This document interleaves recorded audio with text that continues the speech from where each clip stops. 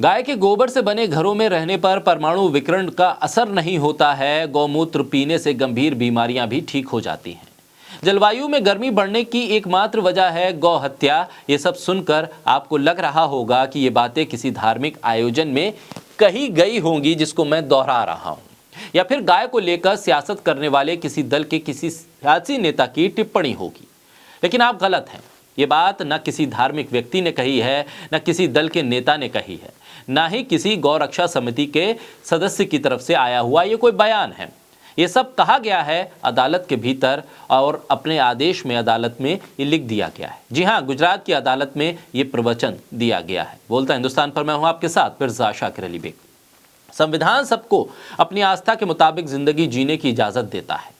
संविधान हर नागरिक को उसके धर्म की मान्यता, आस्था को मानने का अधिकार देता है, लेकिन वही संविधान किसी दूसरे पर उस आस्था को थोपने नहीं देता।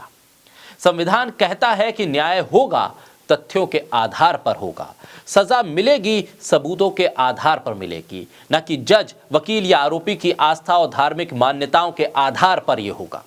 लेकिन बदलते देश में सब हो रहा है। कोई फेसबुक पेज से जानकारी लेकर चमत्कारी बन रहा है, तो कोई कानून की किताब की जगह अपनी आस्था को ही आदेश में लिख रहा है।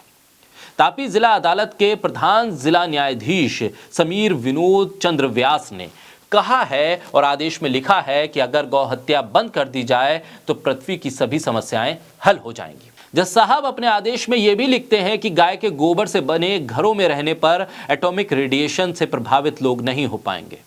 गौमूत्र का उपयोग करने से कई लाइलाज बीमारियों का इलाज हो जाएगा। नवंबर में दिए गए अपने आदेश में उन्होंने ये तमाम बातों को लिखा है।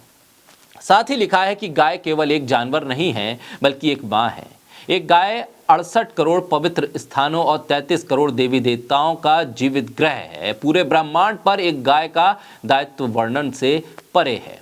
श्लोकों का जिक्र करते हुए उन्होंने अपने आदेश में आगे कहा कि अगर गायों को दुखी रखा जाता है तो हमारा धन और संपत्ति गायब हो जाती है।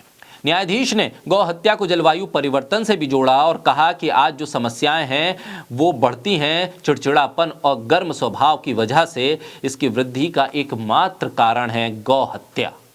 जब तक इस पर पूरी तरह से रोक नहीं लगाई जाती है, तब तक सात्विक जलवायु परिवर्तन का प्रभाव नहीं हो सकेगा। ये तमाम चीजें उन्होंने अपने आदेश पे लिखी है। एक 22 साल के लड़के पर पशु तस्करी के आरोप थे, जिस पर वो सुनवाई कर रहे थे। आदेश पारित किया गया था, लेकिन तमाम गैर वैज्ञानिक चीजों को उन्होंने अपने आदेश में जोड़ दिया और लिख दिया। बहरहाल बाबाओं के अंतर्यामी होने की बहस के बीच एक जज का आदेश देश को किस तरफ ले जाएगा, ये तो आप और हम ही तय करेंगे। दरअसल इस देश के भीतर जब बाबा और चमत्कार के आसरे ही तमाम राजनेता, सियासतदान, वोटों की राजनीति और मीडिया बैठा हो, तो ऐसे में एक अदालत से अगर ये आदेश आ जाए तो चौंकने वाली बात नहीं है।